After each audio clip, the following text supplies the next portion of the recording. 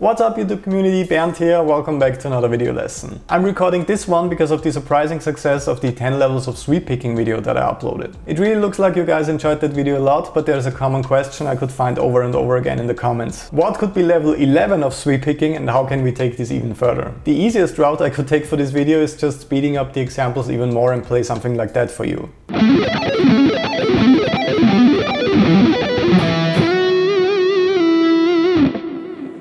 But for this lesson I want to show you something much more musical and creative. For me personally, level 11 of sweep picking would be coming up with creative and unique arpeggio shapes over difficult chords. So for today's practical example I prepared a really cool composition in D harmonic minor revolving around arpeggios and sweep picking.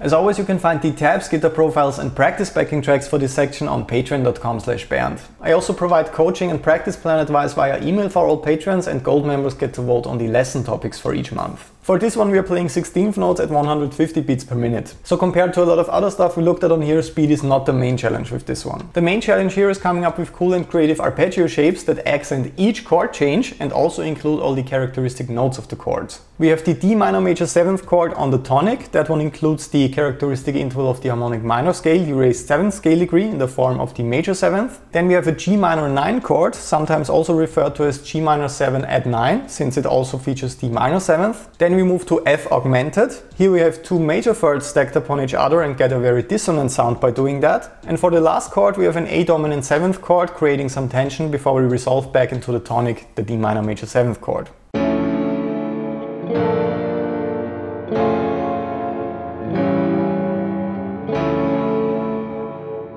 So as you can hear, that sounds really cool, suspenseful and interesting, and it would be a shame to just play the D harmonic minor scale over the entire composition without accenting those interesting chords. I'm switching to my other Ibanez guitar real quick so you can see the shapes a little bit better on the fretboard. So I immediately start my arpeggio with the most interesting note, with C sharp. That's the characteristic note, not only for the D minor major 7th chord but also for the D harmonic minor scale. When I play the D harmonic minor scale real quick up to the octave, you can immediately hear that C sharp, the 7th note, is responsible for that cool exotic vibe.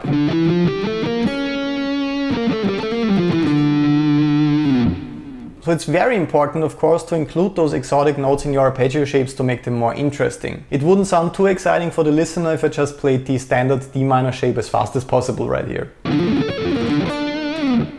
The next very important thing I did here is introducing some more interesting phrasing. So I'm not just playing strictly up and down the arpeggio, only using 2 or 1 note per string. I'm including small ornamentations in the shapes by using hammer-ons and pull-offs.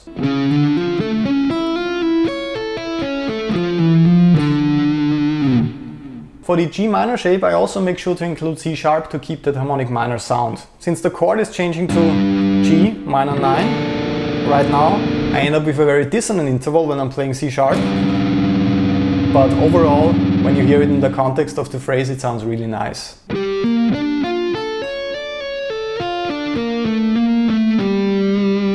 So once again I'm working with slides, hammer-ons and pull-offs to make it a little bit more interesting. So here's the sequence for those two chords so far. Pay attention to how you can hear the cadence in your mind when I only play the arpeggios for you.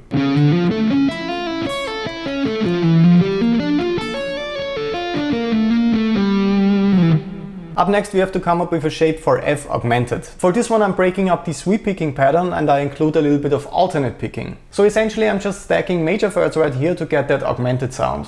So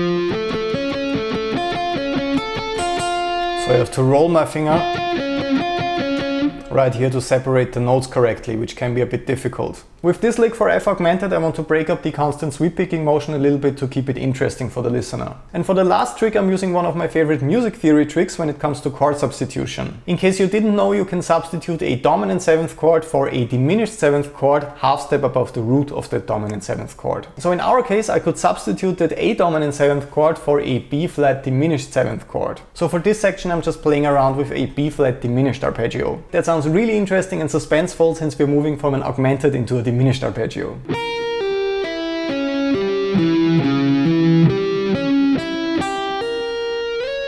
Then I'm sliding up to C sharp, and then the resolution to D, the root, when I'm moving to the D minor major 7th chord in the end. So let's listen to the entire sequence once again in 2 different tempos now that you have all that additional knowledge.